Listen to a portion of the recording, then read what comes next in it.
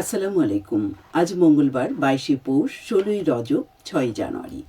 বাংলাদেশ বেতার, সিলেট। সংবাদ পড়ছি ফৌজিয়া আজিজ। ত্রয়োদশ জাতীয় সংসদ নির্বাচনে 300টি সংসদীয় আসনে 1842টি মনোনয়নপত্র বৈধ এবং 723টি মনোনয়নপত্র বাতিল ঘোষণা করা হয়েছে। এছাড়া নির্বাচনে রিটার্নিং অফিসার কর্তৃক মনোনয়নপত্র গ্রহণ ও বাতিলের আদেশের বিরুদ্ধে নির্বাচন কমিশনে গতকাল থেকে আপিল দায়ের শুরু হয়েছে। আগামী 9 জানুয়ারি বিকাল 5টা পর্যন্ত কোনো প্রার্থী বা কোনো ব্যাংক বা আর্থিক প্রতিষ্ঠান বা কোনো সরকারি সেবাদানকারী প্রতিষ্ঠান অথবা প্রার্থী কর্তৃক লিখিতভাবে ক্ষমতাপ্রাপ্ত কোনো ব্যক্তি ইসিতে আপিল দায়ের করতে পারবেন। নির্বাচন কমিশন আগামী 10 জানুয়ারি থেকে 18 জানুয়ারির মধ্যে এই আপিল নিষ্পত্তি করবে। নির্বাচন কমিশনের তথ্য অনুযায়ী সিলেট অঞ্চলে 19টি সংসদীয় আসনের বিপরীতে দাখিলকৃত বৈধ মনোনয়নপত্র 110টি এবং বাতিল করা হয়েছে 36টি। এদিকে ত্রয়োদশ জাতীয় সংসদ নির্বাচন ও গণভোট উপলক্ষে পোস্টাল ভোট বিডি অ্যাপের নিবন্ধনের সময় শেষ হয়েছে গতকাল। এরপর আর সময় বাড়ানো হবে না বলে জানিয়েছে নির্বাচন কমিশন। আগামী 22শে জানুয়ারি থেকে রিটার্নিং কর্মকর্তাদের কাছে পৌঁছাতে শুরু করবে প্রবাসীদের ফিরতি ব্যালট। ত্রয়োদশ জাতীয় সংসদ নির্বাচন ও গণভোট নিয়ে বিশেষ সভা অনুষ্ঠিত হয়েছে গতকাল সিলেটের কানাইঘাটে। উপজেলা পরিষদে আয়োজিত সভায় বিভিন্ন দপ্তরের সরকারি কর্মকর্তা কর্মচারী ও শিক্ষকবৃন্দ উপস্থিত ছিলেন। এতে প্রজেক্টরের মাধ্যমে সংশ্লিষ্ট বিষয়গুলি উপস্থাপন করা হয়। উপজেলা প্রশাসনের উদ্যোগ নেয়। এদিকে হবিগঞ্জ ও মৌলভীবাজার জেলার সাংবাদিকদের নিয়ে 2 দিন ব্যাপী নির্বাচনকালীন সাংবাদিকতা বিষয়ক কর্মশালা শেষ হয়েছে গতকাল। মৌলভীবাজার সার্কিট হাউসে সার্টিফিকেট বিতরণের মধ্য দিয়ে কর্মশালার সমাপনী অনুষ্ঠান অনুষ্ঠিত হয়। অনুষ্ঠানে বক্তারা বলেন, সাংবাদিকদেরকে সত্য ও ন্যায়ের পক্ষে সাংবাদিকতা করতে হবে।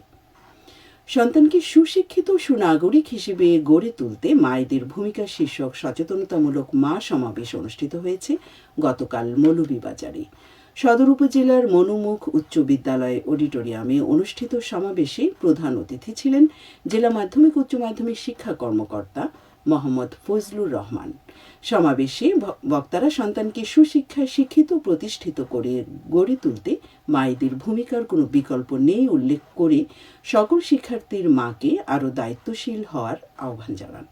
এতে 223 জন মা উপস্থিত ছিলেন।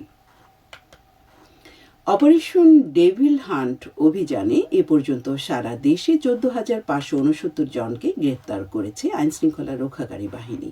পাশাপাশি এই অভিযানে 201টি আগ্নেয়াস্ত্র, 1,541 রাউন্ড গুলি সহ বোমা তৈরির বিভিন্ন উপকরণ উদ্ধার করা হয়েছে।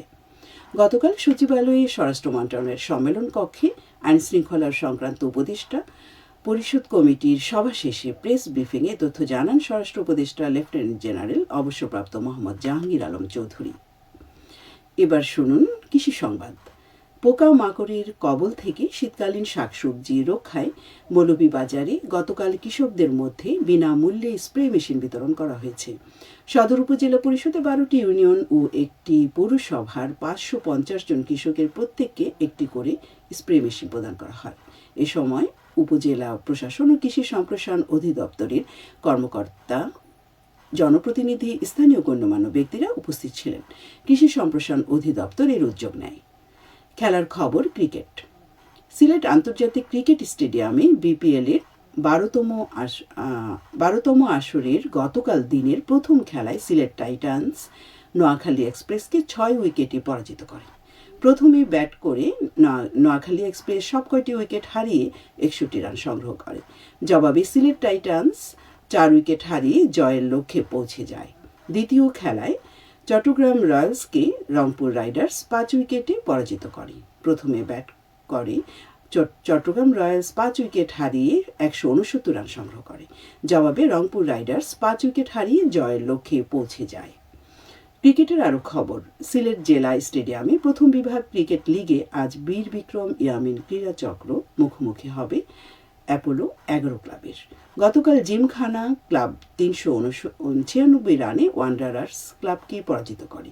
জিমখানা ক্লাব ব্যাট করতে নেমে নির্ধারিত 47 ওভারে 5 উইকেট হারিয়ে 457 রান সংগ্রহ করে। জবাবে ওয়ান্ডারার্স ক্লাব 25 ওভার 3 বলে সব উইকেট হারিয়ে 61 রান সংগ্রহ করে। সবশেষে আবহাওয়া।